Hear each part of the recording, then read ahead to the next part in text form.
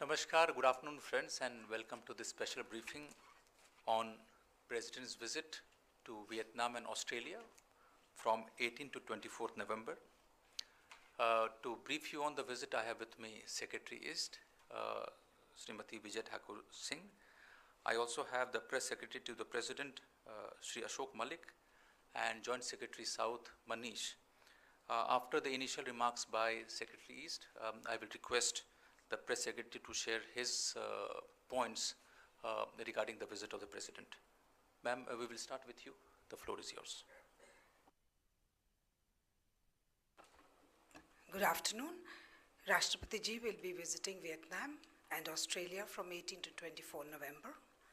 He will be accompanied by a high-level delegation, which includes Shri Anant Kumar Hegde, Minister of State in the Ministry of Skill Development and Entrepreneurship, Shri Kamakhya Prasad Tasa, Member of Parliament, and Dr. Hina Vijay Kumar Gavit, Member of Parliament.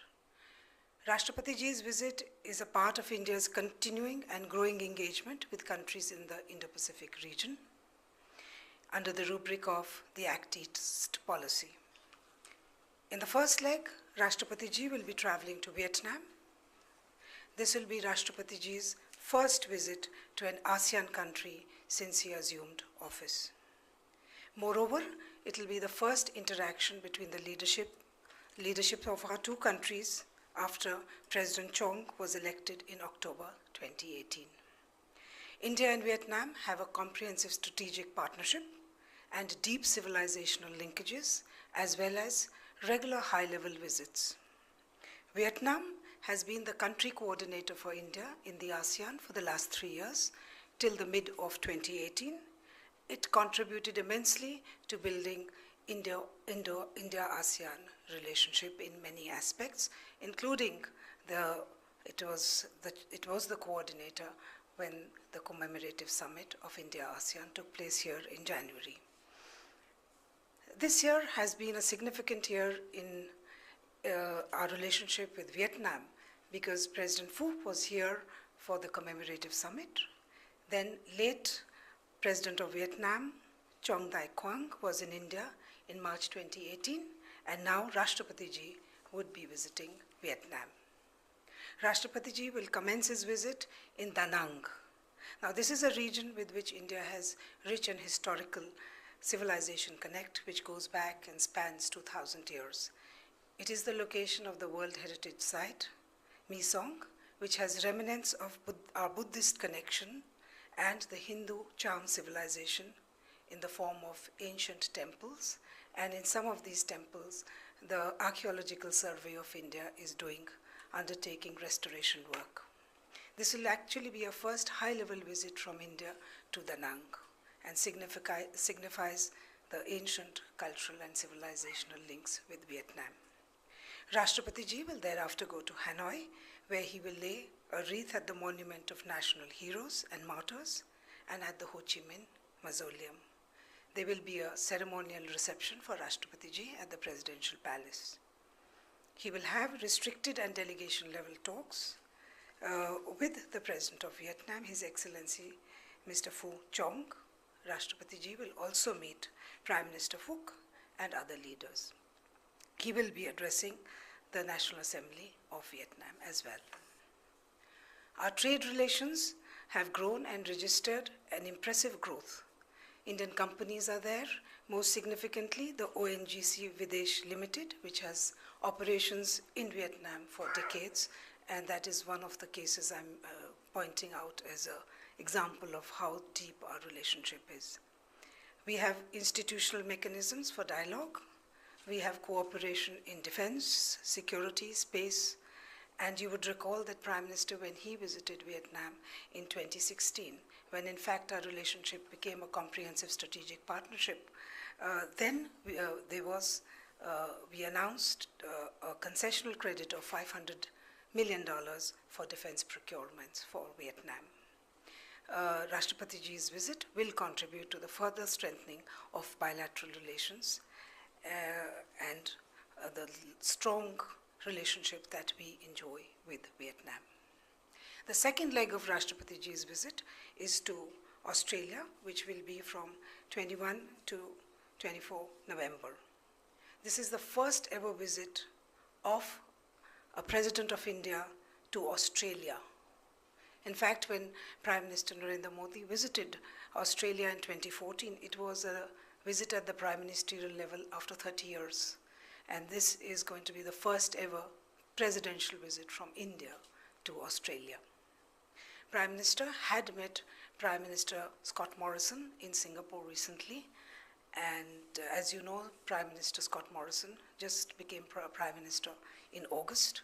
And in their conversation, Prime Minister Scott Morrison said he very much looks forward to Rashtrapatiji's visit to Australia, and they are waiting to give him a very warm reception and a welcome. In Australia, there will be exchange of views at the political level, and with the intention of taking the relationship forward. India and Australia are strategic partners, and there is a growing cooperation and convergence of views on security, on defense and economic issues between the two countries. In Australia, Rashtrapatiji will be visiting Sydney as well as Melbourne. He will have discussions with Governor General, His Excellency Sir Peter Cosgrove, at whose invitation the visit is taking place. You would recall that Governor General was in India at the founding conference of the International Solar Alliance earlier this year, and he has been to the National Defence College in his earlier capacity. He'll be meeting, Rashtrapatiji will be visiting Prime Minister Scott Morrison, and in Sydney he will address the Indian community. You know that in Australia there is a large Indian diaspora, almost 500,000 strong, and they have made significant contribution to Australia in the various professions that they are, as teachers, as accountants, engineers, doctors, and they have been a bridge in building relations between our two countries.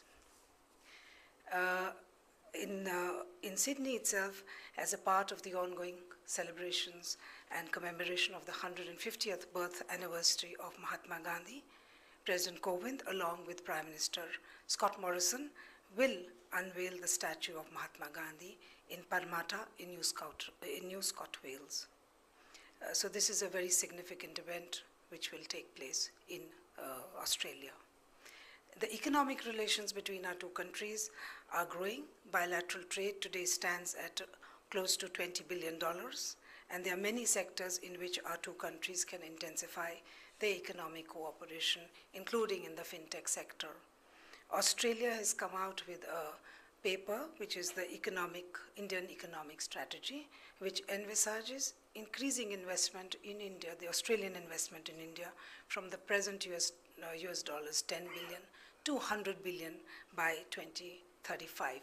So we do hope that their funds, and they, including the pension funds, look at investing in India. It is with this view and to emphasize the many trade and economic opportunities that exist between our two countries that Rashtrapatiji will be addressing the Australian Financial Review business event, and thereafter he will also grace the annual dinner of the Australia-India Business Council. In Melbourne, Rashtrapatiji will be meeting the Governor of Victoria, Honourable Linda Desu. He will also address students at the Melbourne University.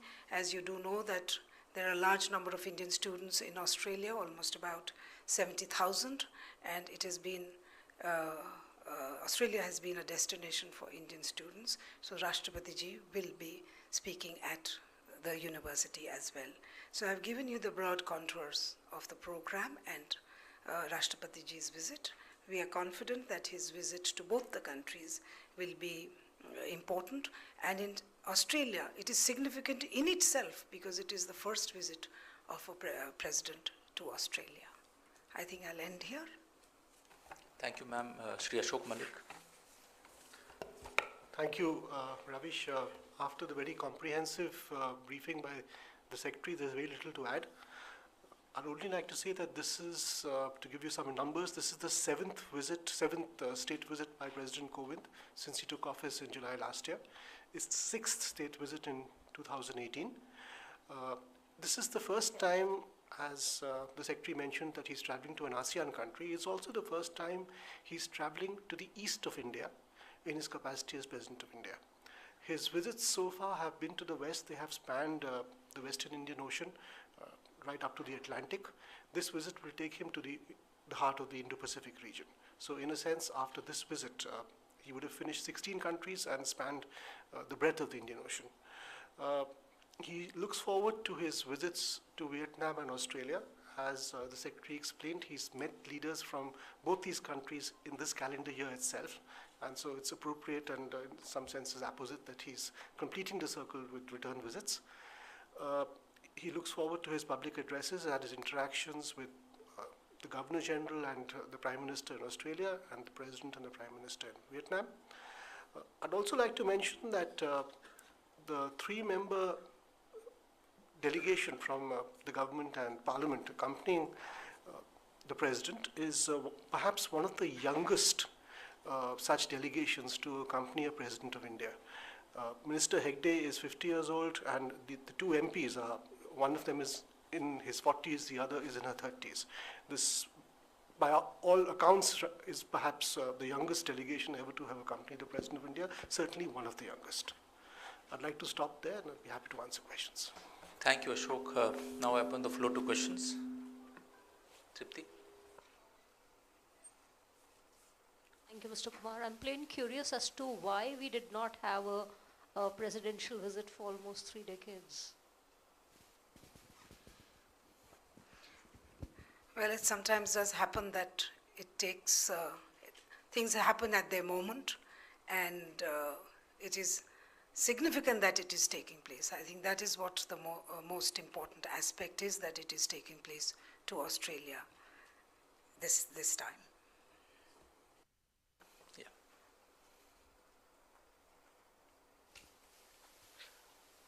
What kind of agreements are we looking at? Because earlier this year, we had 3 pacts with Vietnam, and India and Vietnam, they share a robust defense cooperation. So anything on Akash missile and BrahMos missile? See, I would not get into the details, but what you have mentioned is something, these aspects are not on the agenda as of now with Australia, and we will, with Vietnam. You know, we have defense cooperation with Vietnam. I wouldn't go into the details and rule out something or add something, but I can say that we have a number of joint exercises with them. We have naval visits with them.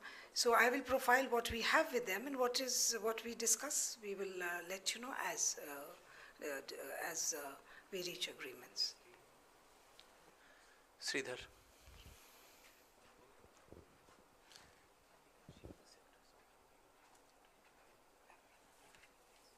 Sridhar? Yeah, ma'am, I just wanted to ask, is the Indian vision of the Indo-Pacific,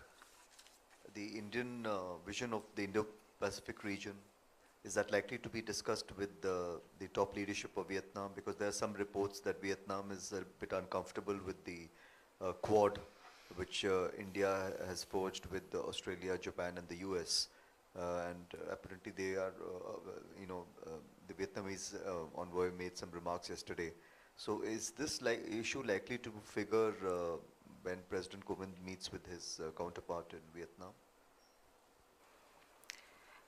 You know, on the contrary, I would say that India and Vietnam share a vision on the Indo-Pacific region.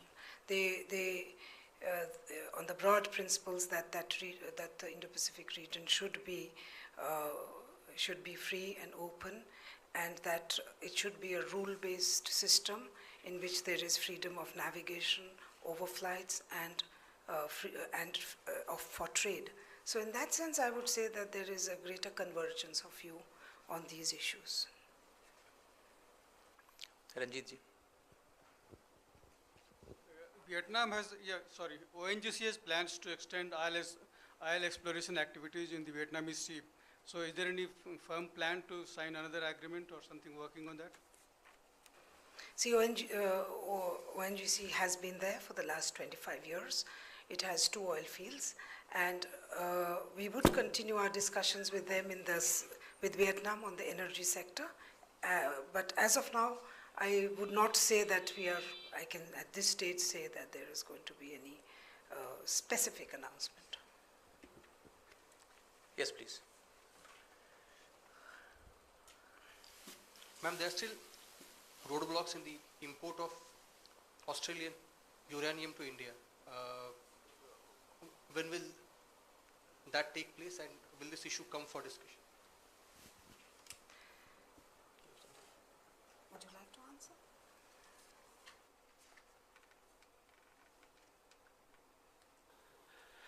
As you would be aware that Australia had supported us, our entry into MTCR, Wassenaar arrangement and Australian group.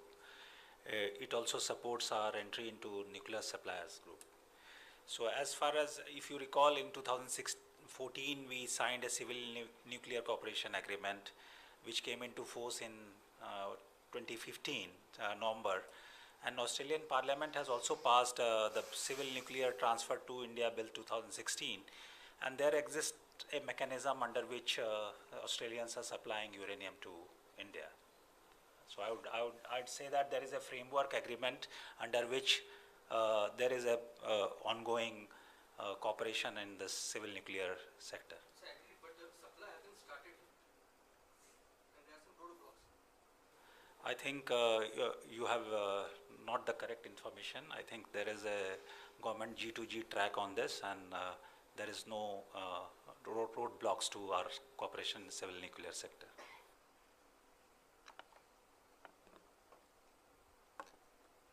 Any other question on any other aspect of Rashtrapatiji's visit to Vietnam, Australia? I see none. Thank you, ma'am. Thank you, Ashok and Manish, and thank you all for joining.